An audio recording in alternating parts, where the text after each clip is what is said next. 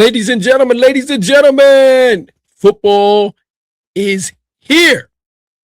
NFL camp has started for most teams, if not all teams. Some got started early, and a lot of teams got started today, and we already have some intriguing stories. We'll be right back in 30 seconds. Ladies and gentlemen, I'd like to welcome you to the Scoreboard Keepers. You're around here, we'll keep the seats, we keep the score. So if you want to get on the board, make your point. If it makes sense, we'll add it to the board. If it don't, we won't.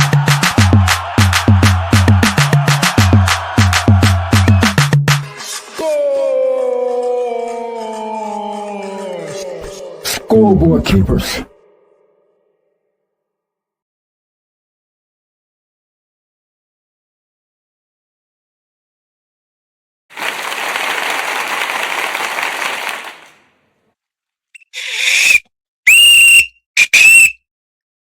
Ladies and gentlemen, man, welcome back to another episode of the Scoreboard Keepers. I'm your host, The Ref, where I keep you up to score on everything sports, hip-hop, and hot topics.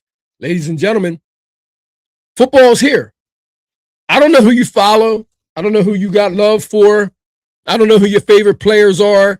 But one thing for sure, two things for certain, more than likely, they started today, not unless they ended up on the PUP list. Most teams are in camp, and today it really got kicked off. And one of the most intriguing stories that I'm watching as we get this clock rolling, of all the stories in the league right now, I find that this one on the board seems to be the most intriguing. And the reason I say that is because I'm looking at it from a player perspective, not a fan, not a coach, not media.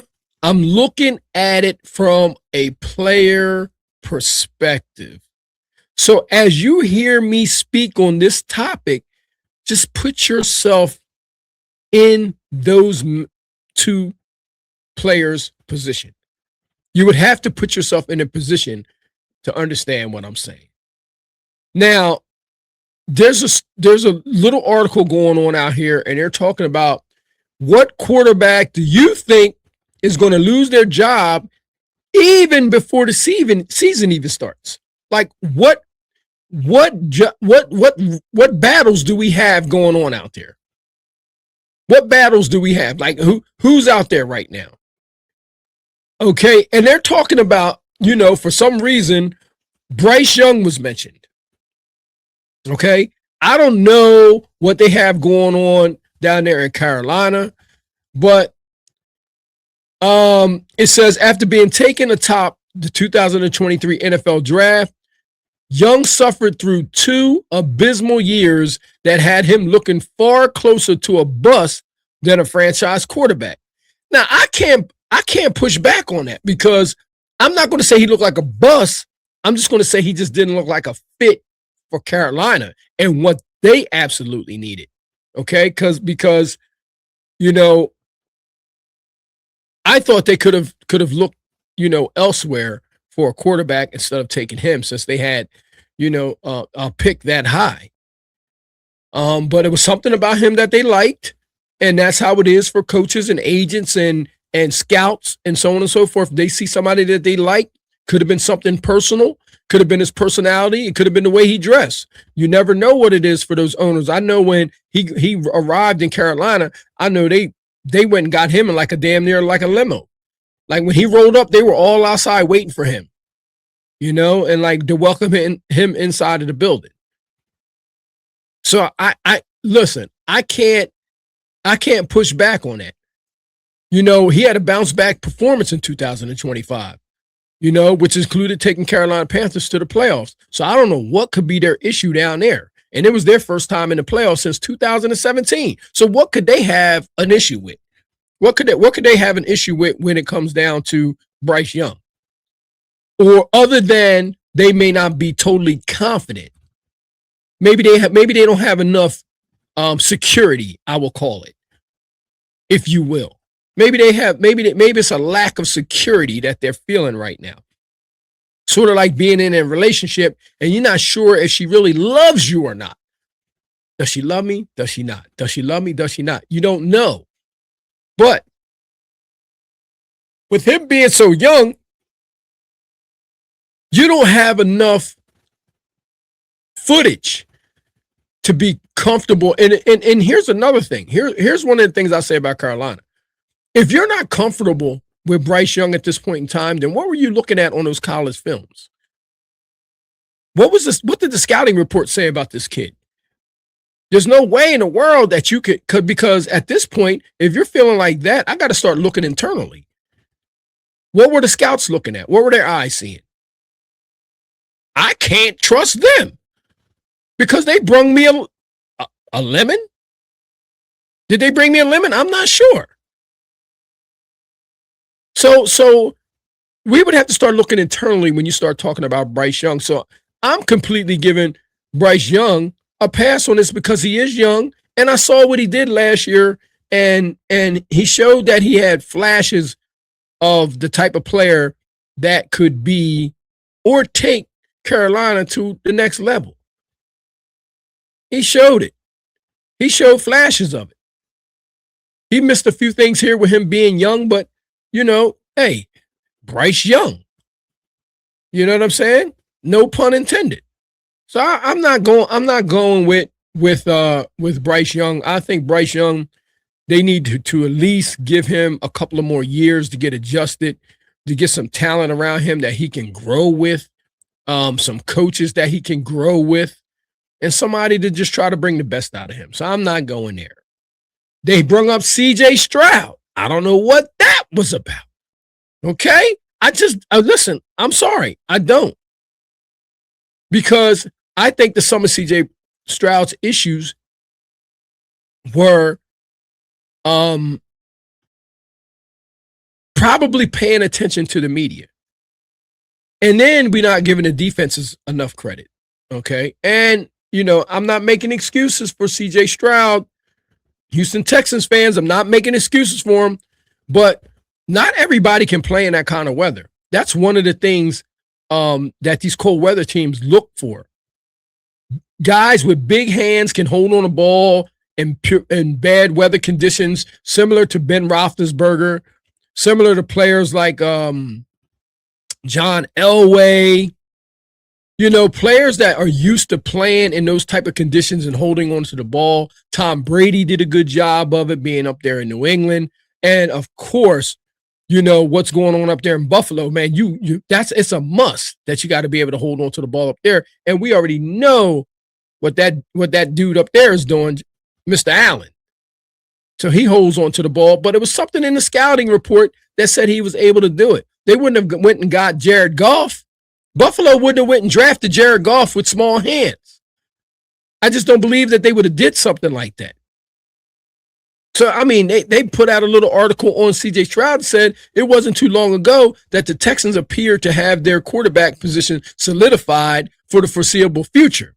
The decision to draft Stroud at number 2 overall in 2023 paid immediate dividends, with the Ohio State passer winning the Offensive Rookie of the Year award, becoming the latest young quarterback to lead his team from the league's basement to the playoffs. And that alone, right there, should solidify him without the media getting in there and getting inside of this kid's head. And also with the contract thing where they don't really want to invest in him long term. You're sending him a message. You're sending him a message that if he plays well this year, he'll probably be playing for a new contract elsewhere. If not this year. So I'm just saying, I think these NFL teams right now, I just don't understand why they are so impatient with some of these quarterbacks that they got so high. If you got these quarterbacks that high, you have to develop some type of patience and believe in what you saw in this athlete when he was coming out of college. You don't just bail all of a sudden because you're having some kind of issues. And then the icing on the cake is you have probably, if not one of, probably the best defense in the NFL. Defense wins championships. Offense wins games. I rest my case on that. I'm not doing anything with CJ Stroud but keeping him there with that chemistry. And not to mention, you have a gangbuster coming back there on offense at receiver. Come on, man. Don't get crazy. Now, this one is debatable. Okay, this one is definitely debatable that they put out there, Mr. Daniel Jones. Okay, you couldn't, because the Colts is one of the hottest teams, in football at the midpoint. They ran like, I think it was like 9 straight games or something like that. And I mean, Daniel Jones is playing at an MVP clip. I just thought that he needed a change of scenery. I really did.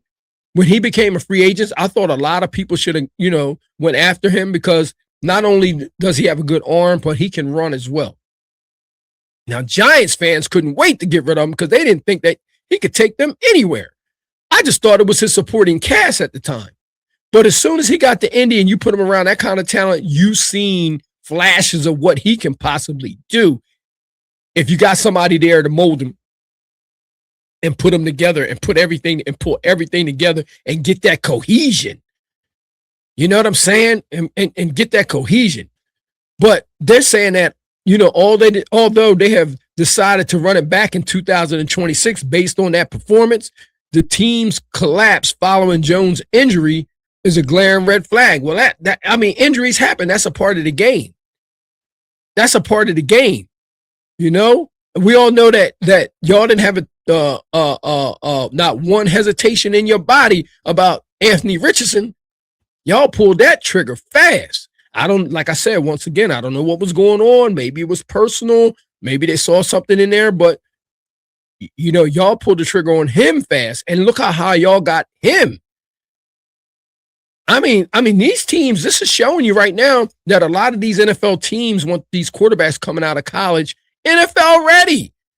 Whatever happened to them sitting behind veterans? Somebody like Brett Favre, somebody like Aaron Rodgers, somebody like Peyton Manning, somebody like Eli Manning. You know what I'm saying? Like, these guys can learn a lot. The NFL is a fast game. You can never, listen, the quarterback position is very important. It's nothing wrong with you having patience with it. I think we got away from the patience part because of the demand for these teams to win right now. And some of these teams that are rushing this position aren't even in the position to be even thinking about winning something right now, other than regular season games. Some of these teams that we're going to mention are not, I don't even think that they've been in the playoffs in the last couple of years. So I just don't, like I said, I just think that they need to have patience, especially somebody like Indianapolis right now. You whiffed on Anthony Richardson, and now you got Daniel Jones up there, and you're still not sure. This is how teams start to tank, because you're not sure about the person that you had for your future. And then you went and got a free agent, and he came up there and lit it up, and now you're almost not that sure about him. At some point, you're going to have to invest in somebody, and somebody's going to have to grow with the new coach that's up there. Other than that, it's going to be the same old Indianapolis Colts since Peyton Manning was there. So, I mean, like I said, I think that these teams, they need to be patient. They seriously really need to be patient if you want to grow with a player. And especially somebody like, you got to get a quarterback coach in there for somebody like Anthony Richardson. Kyler Murray. What are they? Kyler Murray. Damn. He's going to immediately put pressure on J.J. McCarthy. He's going to immediately put pressure on J.J. McCarthy. J.J. McCarthy has been there, and you have one of the best receivers in the NFL, and you don't want just anybody throwing to that best receiver in the NFL out there. You got to make sure that you're going to have somebody that's going to be able to get him the ball and get him the ball on time, know the plays, know how to get out of a pass rush, know who to check down to. I just believe up there in Minnesota, with him being one of the most intriguing free agents, he wasn't a guy that I liked, okay, and to this 1-year contract, but you can plug him in there and know that you're going to have some type of veteran play that you can trust. I always thought that he left the pocket a little prematurely for me, and the things didn't develop. I really didn't think that he could see. He's like a little gadget thing back there. He's not really a big guy, but I think he preferred to take off, and his legs could present problems for defenses this year. Like if you're down there, double, triple teaming Justin Jefferson, I don't know. But he's only 28 years old, and you got J.J. McCarthy who was injured last year, and I'm just saying, it was a painful sophomore season from him. And then all of a sudden, here comes Kyler Murray, who can make splash plays in a heartbeat. So, but that's not one of the most intriguing situations to me. Like, I almost expect Kyler Murray to have that job. If Kyler Murray don't get that job, then why is he even there? I don't expect Kyler Murray to be holding a clipboard. I just don't. I mean, if you're really trying to win, I just think that he's like a safety blanket in case they get frustrated with J.J. McCarthy, because they don't really seem. Normally, you wouldn't go out and get a free agent like Kyler Murray if you didn't plan on benching J.J. McCarthy. I'm just going to be honest. You didn't get Kyler Murray to just be a backup. You didn't do that. You got Kyler Murray to win games. I'm pretty sure of that. Geno Smith. I mean, I don't even know what the Jets are even talking about. I don't even know what's going on up there. You know what I'm saying? The New York Jets knew they wouldn't be able to find a franchise passer early in the 2026 draft, right? The lack of available arm talent led the club to trade for Geno Smith earlier in this season, reuniting Gang Green with veteran who took a winding journey back to the team that selected him number 39 overall 13 years ago. Wow. Isn't that something? So he found his way back home. So this is like a long lost love. So they got love for him. They got love for him. And guess what? They don't even have a choice because it wasn't nobody else out there. So we're going right on by the Jets. There ain't nobody out there. Jacoby Brissett, who traded places with, well, not traded places, but he took the place of Kyler Murray out there with Arizona Cardinals. See, like I said, these teams that we're talking about, they can be patient. They don't really have a choice. If they want to get to the big game, you have to develop somebody.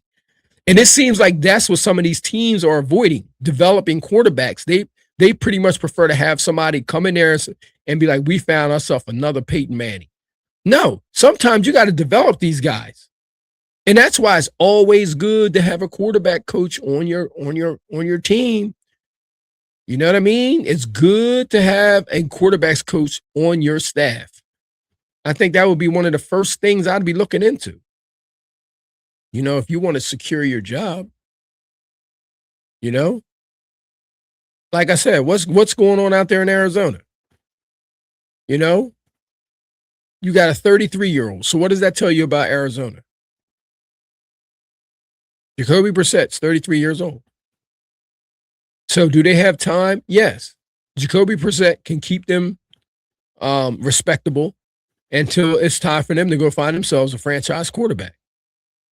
But if they wasn't really looking in that direction to really hit that reset button, then they would have kept Kyler Murray. Because he didn't sign for that much money with Minnesota. So what would be the point?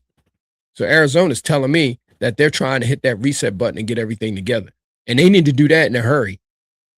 They need to do that in a hurry, especially with them receivers they got out there now. You got to do that in a hurry, man. They can't be playing around with that. Before you know it, them guys out there trying to win, and you got some young, good wide receivers out there. Okay, yes, you do. So, shout out to Arizona Cardinals. Deshaun Watson. Like, what are we talking about? Cleveland again? You're talking about the quarterback carousel of the world? That's the quarterback carousel of the world.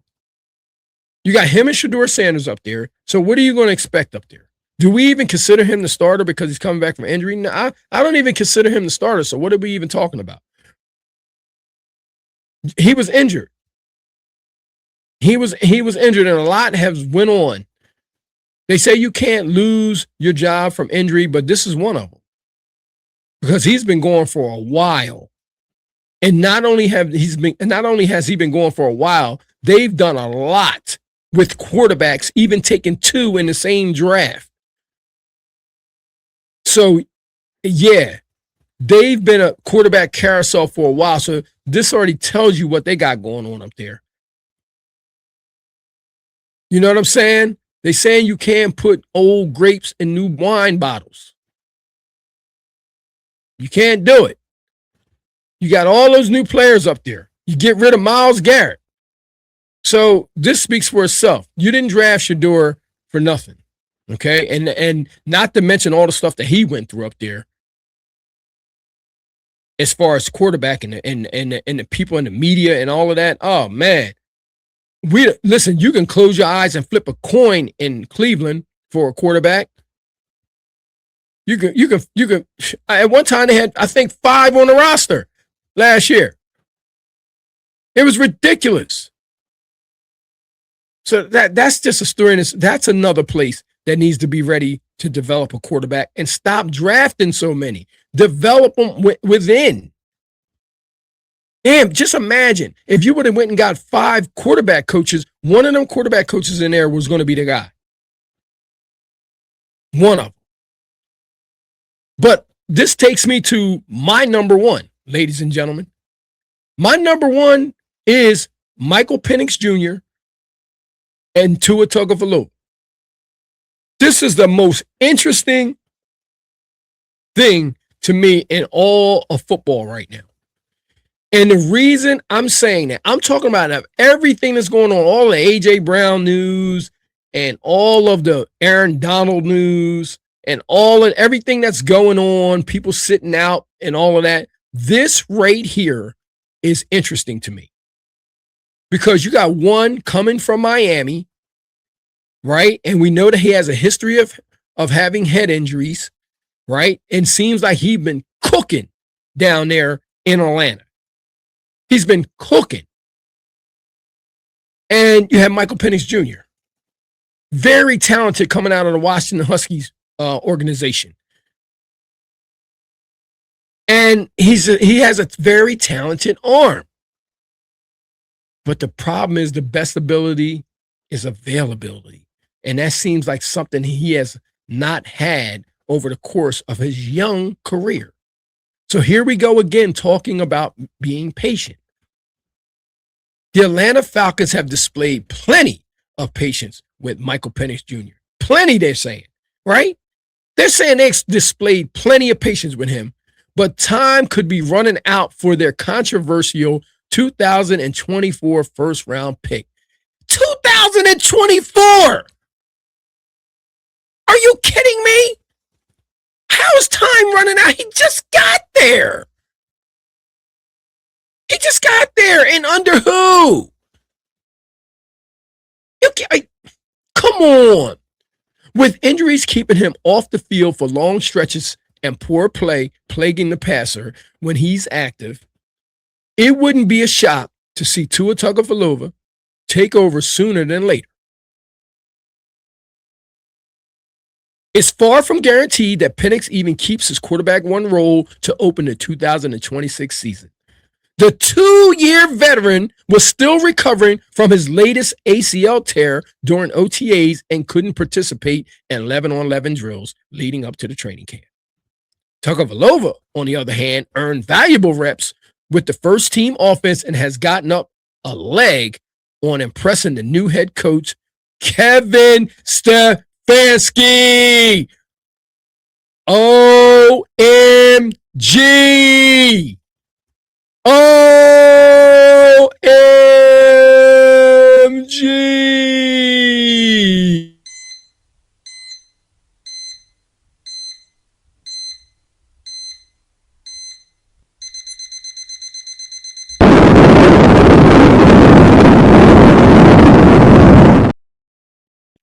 Now, do you see why I said that this could be an issue? Do you see why I'm looking at this from a player perspective now? Because of all people that this young player has to impress is the guy that came from Cleveland with the original quarterback carousel of the world. Did we not see what was going on up there in Cleveland with all of those quarterbacks? And Shedeur Sanders being like third, fourth, fifth on the damn depth chart. Yet the players in practice were saying that he was throwing darts. And now, here we go again. A young Michael Penix Jr. has to go out and impress one Kevin Stefanski, the last person in the world that I would want evaluating me as a quarterback, being as though he just came from a situation in Cleveland that received a plethora of media all last year. It was like a circus up there when it came to this quarterback thing, and now he's in a battle with Tua Tagovailoa, who seems to be having a pretty good camp. And I don't think he's going to slow down. My question is, what in the hell was Michael Penix Jr. doing in OTAs where he could tear his ACL? It shouldn't even, nothing he should be doing in there should be that serious. Nothing. Not down there for your lower extremities.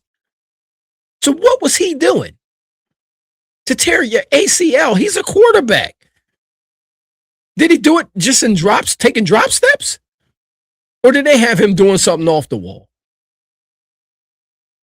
It's kind of crazy to me, man.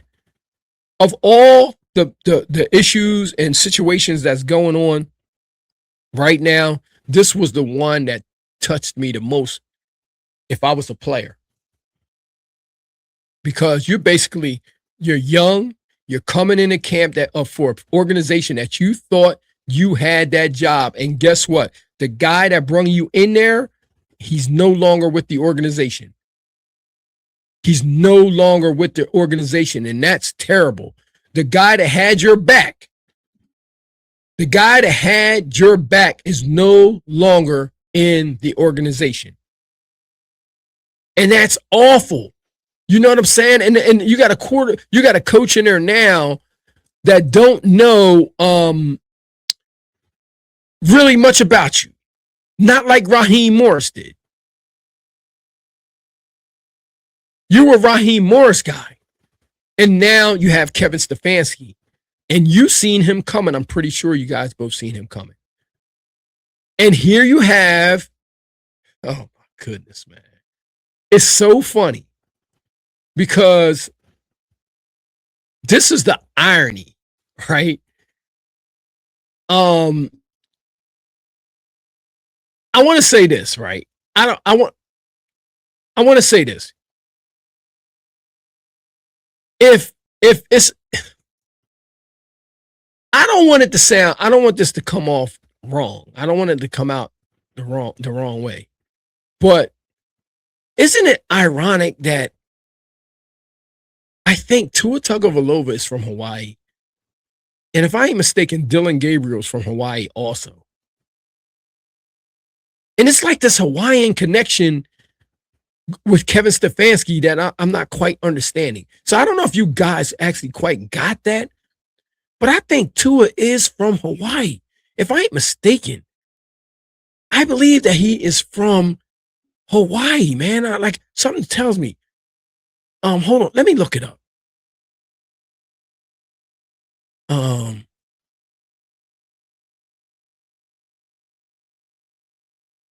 I gotta look this up because I do believe that they are.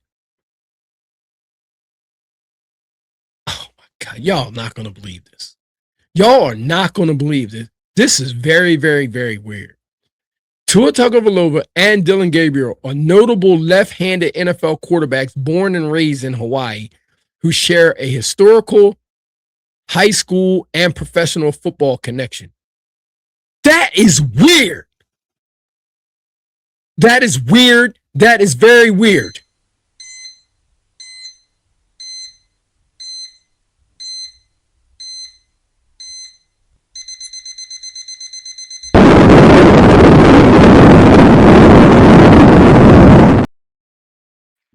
I believe Michael Penix Jr. can say bye-bye to that job, unfortunately. That's just how I feel. That's just weird. That's just very weird to me. I'm pretty sure that nobody else even picked up on that, but the scoreboard keepers and the refs, sorry.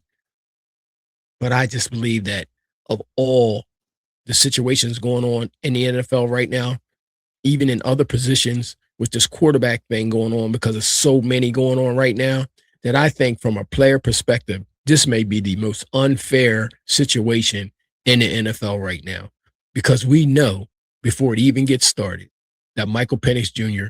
will more than likely lose the starting job to Tua Tagovailoa. Unbelievable. Ladies and gentlemen, if you haven't already done so, make sure you guys like, share, and subscribe to the channel. Thumb up the video. Tell me down below in the comment section what you guys think about this. What's your favorite situation that's going on in the NFL right now? Do you think that there's another quarterback race or somebody that's going to lose their job in the NFL before the season even starts? And who's your number one out of all the players and situations and scenarios that I named? This is my number one, and I'm just talking from a player perspective. That this right here would just like, man, that's a tough thing to do, to come in there knowing that you got a guy that just came from a place where the management and organization wanted the other guy. And here you come down here and you got another guy from Hawaii, left-handed, and you just walk right into the same situation, but a more seasoned Dylan Gabriel. Wow. Unbelievable. Ladies and gentlemen, like, share, and subscribe to the channel. Thumb up the video. I'm your host, the Ref. Subscribe to the channel. Let's get down in the comments. Let's talk. And I'll see you guys on the next episode of the Scoreboard Keepers. So until then, God bless and score. Peace. Good luck, Michael Penix Jr. and Tua Tagovailoa. Good luck to you as well. We wish both of y'all well, but this is going to be tricky.